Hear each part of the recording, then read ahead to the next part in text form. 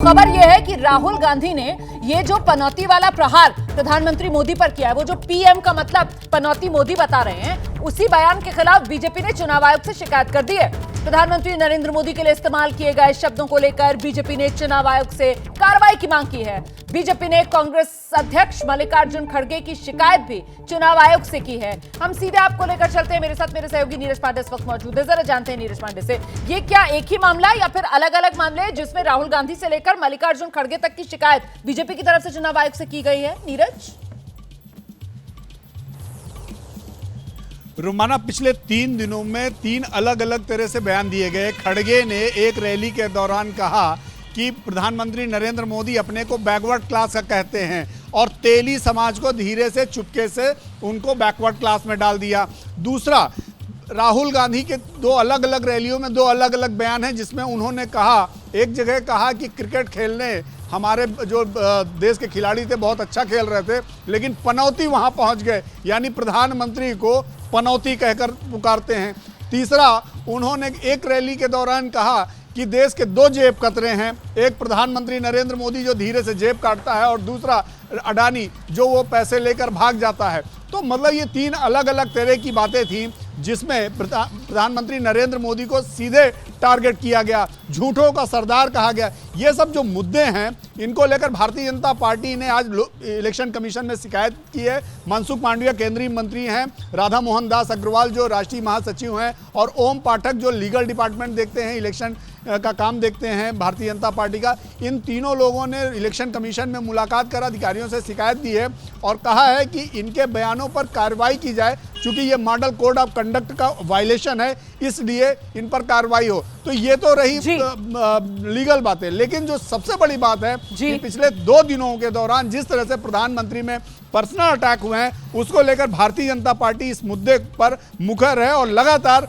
जवाब दे रही है। कोई बड़ी बात नहीं कि अगले कुछ पलों में भाजपा के कुछ बड़े नेता सामने आए और हो सकता है इस पर बीजेपी वो के अपनी बात भी रख सकते हैं। पार्टी के प्रवक्ता सुधांशु त्रिवेदी जी इस वक्त हमारे साथ मौजूद हैं शो में, उन्हीं के पास मैं दर्शकों को लेकर चलती हूँ। आपको बहुत शुक्रिया नीरज पांडे इस तमाम जानकारी के लिए। तो कुल मिलाकर सुधांशु जी, कांग्रेस के लिए संदेश साफ है कि अगर छेड़ोगे तो छोड़ेंगे नहीं, यही कह रही है बीजेपी।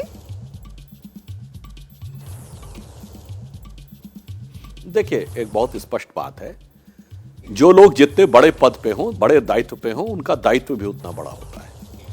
ये जरा इको हो रहा है, इसको ठीक करा दीजिएगा। मैं याद दिलाना चाहता हूं, सोनिया गांधी जी ने इसे 2007 में मौत का सौदागर बोला था। राहुल गांधी जी को इस प्रकार की टिप्पणी करने से बचना चाहिए, परंतु मोदी जी के विराट व्यक्तित्व पर इन चीजों का कोई प्रभाव नहीं पड़ता। उनके लिए जानते कैसे रहते हैं, जैसे एक विराट पर्वत शिखर के ऊपर पानी की बूंद पड़ती है, उस पर कोई प्रभाव नहीं डालती, वो नीचे चली जाती है। तो जिसे रामचरितमानस में कहा गया, बूंद अघात सहे गिरि ऐसे, खलके वचन संत समझ ऐसे। तो जो नकारात्मक और गलत प्रवृत्ति के लोग होते हैं, वो किसी विराट व्यक्तित्व के बारे में जो भी खराब बयान देते हैं, उसका उसके ऊपर कोई प्रभाव वैसे नहीं पड़ता जैसे पानी की बूंद का पर्वत के ऊपर प्रभाव नहीं पड़ता। तो विराट व्यक्तित्व जो मोदी जी का है, उसके ऊपर कोई प्रभाव नहीं पड़ता। जहां तक उन्होंने इस चीज का प्रयोग किया है, तो मैं ऑन द लाइटर नोट कहना चाहता हूं, यह देश की विवेकपूर्ण जनता समझती है 135 साल के इतिहास में कांग्रेस आज अपने सबसे बुरे दौर में है।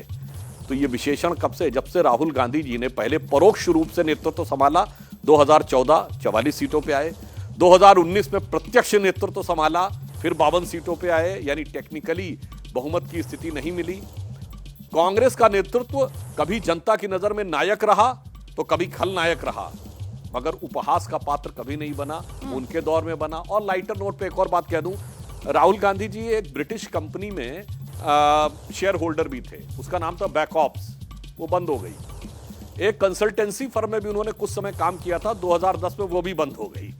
और जब आकर पार्टी को संभाला तो पार्टी की हालत पस्त हो गई।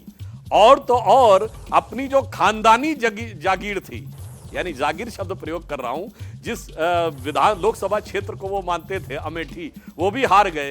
अब क्या कहा जाए, ये जो पनौती शब्द आपने प्रयोग किया है, ये किसके ऊपर अधिक लागू होता है? मैं जवाब ले जहां लेती हूं। चरण पड़े राहुल के ताता बंटाधार। ठीक है। मुझे लगता है देश की विवेकपूर्ण जनता उसको बेहतर समझ। ठीक है सर, मैं अतुल जी से जवाब ले लूंगी इस बात का। जैसे ही घड़ी का काटा दोपहर 2:30 पे आए, बबीता जी का दिल सास बहू साजिश के लिए मचल जाए। और ये है इनकी बहू, पूरे दिन ऑफिस की टेंशन हो जाए गॉन जब ये करें अपना फेवरेट शो फ्री टाइम पे ऑन।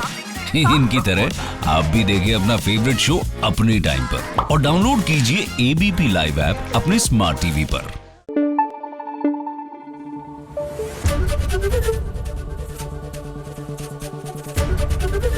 एबीपी न्यूज आपको रखे आगे।